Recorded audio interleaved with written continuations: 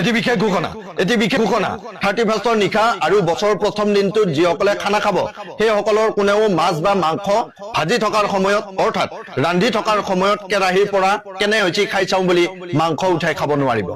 যেহেতুকে আগতে এছামে ৰান্ধি থকাৰ সময়তেই কেৰাহীৰ পৰা ভাজি থাকোতেই খোৱাৰ বাবে শেষত ভাতৰ লগত খাবলৈ মাংস কমি যায় লগতে ৰান্ধি থাকোতেই কেৰাহীৰ পৰা খাদ্যবস্তু উঠাই খোৱাটো জীৱশ্ৰেষ্ঠ হিচাপে ভাল লক্ষণ নহয় সেইবাবে এইবাৰ আকুট বিকুটে এই নিয়ম বান্ধি দিছে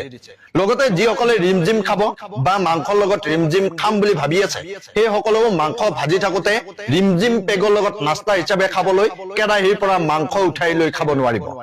মাংস ৰন্ধা সম্পূৰ্ণ হোৱাৰ পাছতহে ভাতৰ লগত খুৱাই ভাতৰ লগত ৰিমজিম পেগৰ লগত নাস্তা হিচাপে ব্যৱহাৰ কৰা সকলে নাস্তা হিচাপে খাব পাৰিব অৱশ্যে ৰান্ধি থকাৰ সময়ত নিমখ হৈছে নে নাই মছলা পাতি ঠিকমতে হৈছে নে নাই কেৱল এজন লোকেহে টেষ্ট কৰি চাব পাৰিব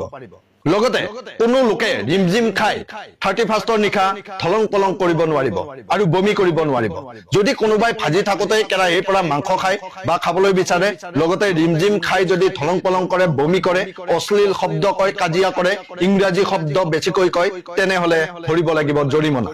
লগতে খাই বৈ সকলোৱে বিহু গীতৰ তালে তালে এপাক নাচিব লাগিব এইখিনিতে খানা খোৱা সকলোকে আকুট বিকুটৰ তৰফৰ পৰা নৱবৰ্ষৰ